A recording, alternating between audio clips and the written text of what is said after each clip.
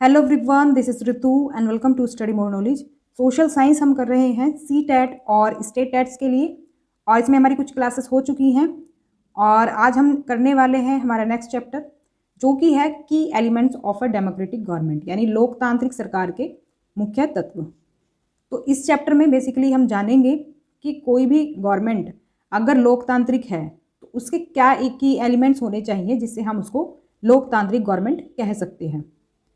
तो इस चैप्टर में बारी बारी से आप इन सब चीज़ों को जानेंगे। तो फेसबुक पेज से आप जुड़ सकते हैं, इंस्टा आईडी से और टेलीग्राम चैनल से पीडीएफ्स के लिए। तो सबसे पहले इंट्रोडक्शन देख लेते हैं। तो लोकतांत्रिक गवर्नमेंट के बारे में हम एक एग्जाम्पल के थ्रू समझेंगे। तो ये एग्जाम्पल हम ले रहे हैं दक्षिण अफ्रीका का। दक्षिण अफ्रीका एक ऐसा देश है जहाँ कई प्रजातियों के लोग रहते हैं। तो इसमें आप देख सकते हैं श्वेत यानी जो गोरे कहे जाने वाले, अश्वेत यानी जो काले कहे जाते हैं, और सांवले रंग के जो कि भारतीय होते हैं, भारतीयों के जैसे स्किन का कलर होता है वो कहे जाते हैं सांवले। तो कई प्रजातियों के लोग वहाँ पर रहते हैं। तो यहाँ पर आप देख सकते हैं जो लेफ्ट में दिखाई दे रहे हैं आपको, ये होते हैं श्वेत लोग यानी गोरे लोग, और ये होते हैं अश्वेत यानी काले लोग। तो वहाँ पर हुआ क्या कि दक्षिण अफ्रीका के दक्षिणी पश्चिमी एक शहर है जो कि है सोवेटो नाम का शहर है। इसमें जो श्वेत लोग थे यानी जो गोरे लोग थे वो अफ्रीकांश जो भाषा है वो बोलते थे, और अश्वेत लोग जो थे वो जुलू भाषा बोलते थे। लेकिन वहाँ पर रंग भेद के कारण जो भाषा श्वेत लोगों द्वारा बोली जाती थी अफ्रीकांस, वो अश्वेत लोगों को बोलने के लिए बाध्य किया जाता था कि वो जुलू भाषा ना बोल करके अफ्रीकांस भाषा को बोलें। तो इसकी एक बार हम लोकेशन देख लेते हैं। देखो जो अफ्रीका कॉन्टिनेंट है उसमें एक देश है साउथ अफ्रीका, और यहाँ पर इसकी लोकेशन है, और इसी में ही वो शहर है सोवेटो नाम का। तो उसी में ये रंगभेद वाली जो लड़ाई है वो छिड़ गई। इसके लिए सबसे ज़्यादा जो संघर्ष किया रंगभेद के खिलाफ वो किया अफ्रीकी राष्ट्रीय कांग्रेस और उनके जो नेता थे नेल्सन मंडेला ने। तो इन्हें काफ़ी लंबे समय तक ये संघर्ष करना पड़ा, और अंततः उन्हें 1994 में सफलता मिली और दक्षिण अफ्रीका एक लोकतांत्रिक देश बन गया। तो तब से सभी प्रजातियों के लोगों को बराबर माना जाने लगा। अब हम इसमें देखेंगे जो लोकतांत्रिक सरकार के मुख्य एलिमेंट्स हैं, जो की एलिमेंट्स हैं, किस आधार पर हम कह सकते हैं कि ये देश हमारा लोकतांत्रिक है। तो सबसे पहला पॉइंट आता है इसमें पार्टिसिपेशन यानी भागीदारी का। तो भागीदारी किसे कहते हैं? देखो हमारे यहाँ पर नियमित रूप से चुनाव होते हैं। वो क्यों होते हैं? तो वो इसलिए होते हैं क्योंकि लोकतंत्र जो होता है उसमें लोग निर्णय लेते हैं। तो चुनाव में वोट देकर लोग अपने प्रतिनिधि चुनते हैं, और ये प्रतिनिधि लोगों की तरफ से निर्णय लेते हैं। इसलिए ये नियमित रूप से चुनाव होते हैं 5 या फिर 6 सालों में। तो सभी सरकारों को एक निश्चित समय के लिए हम चुनते हैं, और भारत में ये अवधि 5 वर्ष की है। तो सरकार का फिर से सत्ता में बने रहना तभी संभव है जब लोग उसे बार बार चुने। मतलब कि अगर लोग वोट देंगे फिर से उस सरकार को, तो वो सरकार फिर से सत्ता में बनी रह सकती है। अगर लोग वोट नहीं देंगे, उसे नहीं चुनेंगे, दूसरी सरकार को चुनेंगे, तो फिर दूसरी सरकार आ जाएगी। तो लोकतंत्र में यही जनता की ताकत है, और इसलिए ही हम इसे कहते हैं लोकतंत्र यानी जनता का शासन। इसी तरह से नियमित चुनाव होने से लोगों का सरकार पर नियंत्रण बना रहता है, क्योंकि सरकार को भी ये उम्मीद रहती है कि अगर हम अच्छा काम करेंगे तो लोग हमें फिर से लाएंगे। भागीदारी के अन्य तरीके देख लेते हैं। एक तो वो तरीका हो गया वोटिंग के थ्रू। अभी हम और तरीके देख लेते हैं। देखो चुनाव जो होते हैं 5 साल में एक बार होते हैं। Elections are usually held once in 5 years। लोग सरकार के कार्यों में रुचि लेकर और उसकी आलोचना करके भी अपनी भागीदारी निभाते हैं। ऐसा नहीं है कि सिर्फ चुनाव के थ्रू ही, बल्कि दूसरे काम करके भी, मतलब उसके कार्य में रुचि लेकर के, या फिर सरकार ने सही काम नहीं किया उसकी आलोचना करके भी अपनी भागीदारी निभाते हैं। तो एक एग्जाम्पल ऐसा ही हम ले लेते हैं, जैसे कि अगस्त 2005 में एक सरकार ने बिजली का किराया बढ़ा दिया था। तो लोगों ने अपना विरोध बहुत ही तीखे रूप में व्यक्त किया। वो कैसे? तो जनता ने उसके लिए जुलूस निकाले उसके विरोध में, और हस्ताक्षर अभियान चलाए।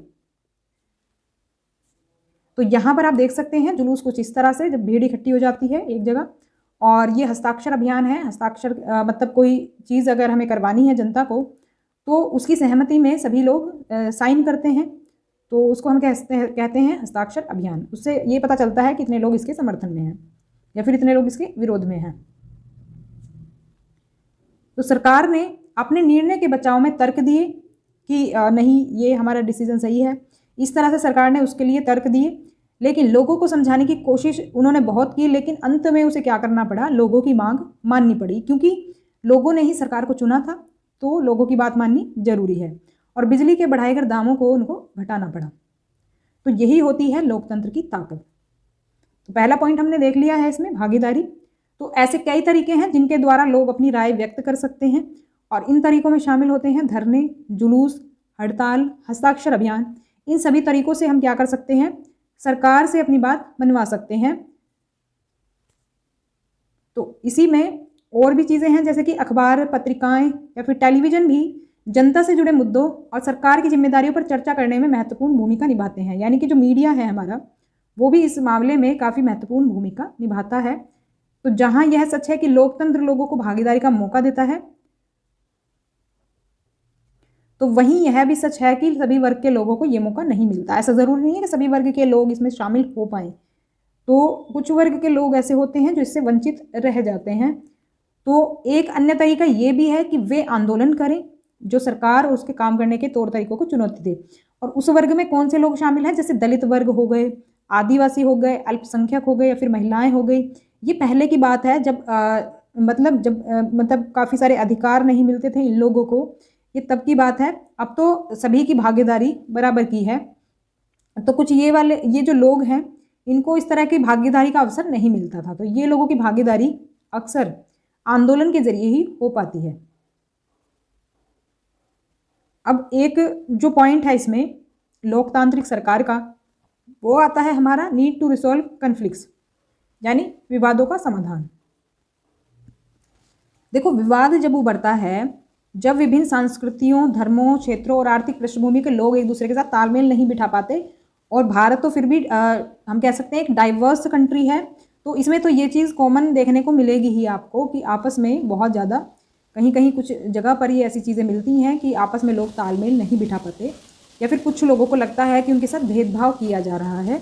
तो लोग अपने विवादों को ख़त्म करने के लिए हिंसात्मक तरीके भी अपनाते हैं, जिससे अन्य लोगों में भय और असुरक्षा की भावना फैलती है। तो इसमें सरकार की क्या जिम्मेदारी होती है, कि सरकार की जिम्मेदारी होती है कि वो विवादों का समाधान करे। तो विवादों के समाधान में सरकार की क्या भूमिका होती है, विवादों के समाधान में सरकार कर सकती है कि जैसे धार्मिक जुलूस या फिर उत्सव होते हैं, इसमें कई बार ये समस्या का कारण बनते हैं। जैसे आपने देखा होगा, गणपति उत्सव जो होता है, इसमें काफ़ी भीड़ जमा होती है, तो सरकार जो पुलिस है उसके माध्यम से उसको शांतिपूर्वक ऐसे उत्सवों को मनवाती है, जिससे कि कोई विवाद उत्पन्न ना हो। तो इसमें भी सरकार की विशेष भूमिका रहती है। तो देख सकते हैं आप, जो गणपति महोत्सव होता है उसमें कुछ इस तरह से भीड़ इकट्ठी होती है, और इसमें कुछ अलग धर्म के लोग क्या कर सकते हैं, थोड़ा इस बात का फ़ायदा उठा करके विवाद करवा सकते हैं, जिसमें पुलिस की अहम भूमिका होती है। वो विवादों के समाधान के लिए वो वहाँ पर मौजूद रहती है। तो वो भी एक सरकार का ही काम है, और हम कह सकते हैं कि लोकतांत्रिक सरकार की एक स्पेशलिटी है ये। तो सरकार, खासकर पुलिस, विवादों को सुलझाने में महत्वपूर्ण भूमिका निभाती है। तो विवादों में और भी कई चीज़ें शामिल हैं, जैसे नदियाँ भी कई बार विवाद का कारण बन जाती हैं। अगर हम इसमें उदाहरण देखें तो एक विवाद है हमारा कर्नाटक और तमिलनाडु के बीच, जो कि जाना जाता है कावेरी नदी जल विवाद के नाम से। तो कर्नाटक के कृष्णा राजा सागर बांध में भरा हुआ पानी कई जिलों में सिंचाई के काम आता है। तो ये जो बांध है ये कर्नाटक में बना हुआ है, कृष्णा राजा सागर बांध। तो इससे क्वेश्चन आ जाता है कभी कभी, और इस पानी से बेंगलुरु शहर की ज़रूरतें भी पूरी होती हैं। तो सिंचाई के काम आता है, बाकी और ज़रूरतों भी में भी इसका काफ़ी अच्छा रोल रहता है पानी का। तो और एक बांध है हमारा मेट्टूर बांध, जो कि है तमिलनाडु में। तो कर्नाटक में कौन सा बांध है, कृष्णा राजा सागर बांध, और तमिलनाडु में है मेट्टूर बांध। तो मेट्टूर बांध में जो पानी है, इस पानी से राज्य के डेल्टा क्षेत्र में सिंचाई होती है। तो दोनों बांध जो हैं, ये दोनों बांध जिनका हमने जिक्र किया, ये एक ही नदी पर बने हुए हैं।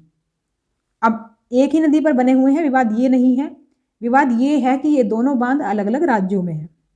तो कर्नाटक का जो कृष्णा राजा सागर बांध है कावेरी नदी के ऊपरी छोर पर है, अभी हम देखेंगे कहाँ पर है ये। और तमिलनाडु का मेट्टूर बांध निचले छोर पर है।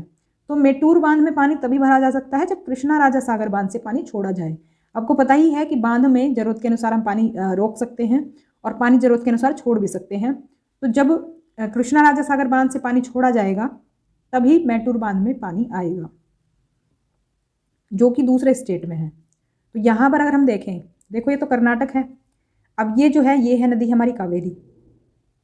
तो ये कावेरी नदी है, यहाँ पर इसका डेल्टा बनता है। तो यहाँ पर ये रहा कृष्णा राजा सागर बांध जो कि कर्नाटका में है, और ये है मेट्टूर बांध जो कि हमारा तमिलनाडु में है। तो यहाँ पर जब पानी रोक देते हैं ये, तो यहाँ पर पर्याप्त पानी नहीं मिल पाता और यही इनके विवाद का कारण बना रहता है। तो इसमें भी जो सरकार है उसकी विशेष भूमिका रहती है। तो दोनों राज्यों को अपने लोगों की ज़रूरत के लिए भरपूर पानी चाहिए जो कि नहीं मिल पाता और इससे विवाद उत्पन्न होता है। तो तभी राष्ट्रीय सरकार को कदम उठाना पड़ता है ताकि दोनों राज्यों के लिए पानी का सही बंटवारा हो पाए और सही से डिस्ट्रीब्यूशन हो पाए पानी का, जिससे कि उनके बीच में विवाद ना रहे, क्योंकि कोई तीसरा ही उनके विवाद को सुलझा सकता है। क्योंकि ये राज्य स्तर की बात है तो इसलिए राष्ट्रीय सरकार जो है, केंद्र सरकार है, उसको ही इस झगड़े का निपटारा करना पड़ता है। अब तीसरा जो हमारा पॉइंट है वो है इक्वेलिटी एंड जस्टिस, यानी समानता और न्याय। तो लोकतांत्रिक सरकार के मुख्य विचारों में से एक है उसका न्याय एवं समानता के प्रति वचनबद्ध होना। तो क्योंकि लोकतांत्रिक सरकार है, जनता का शासन है, ये जनता के लिए शासन है, तो इसमें सबसे बड़ी बात क्या होनी चाहिए, हमारी इक्वेलिटी एंड जस्टिस। तो न्याय और समानता को एक दूसरे से अलग नहीं किया जा सकता।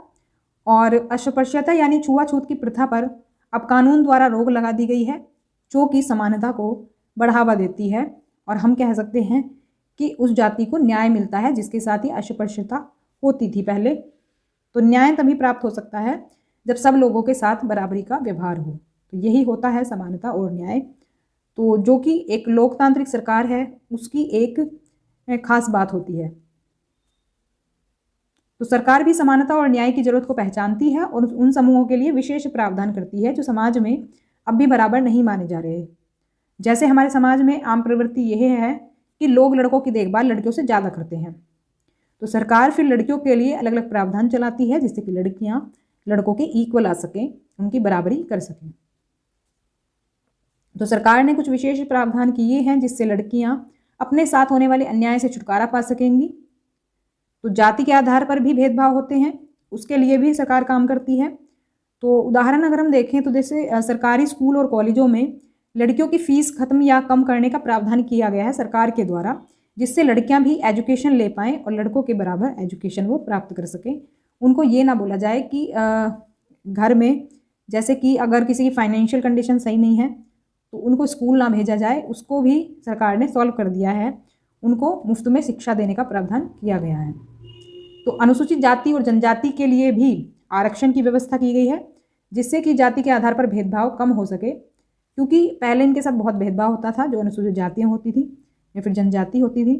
तो इनके लिए आरक्षण का प्रावधान इसलिए किया गया जिससे कि ये बाकी लोगों के साथ चल सकें, बराबरी में आ सकें।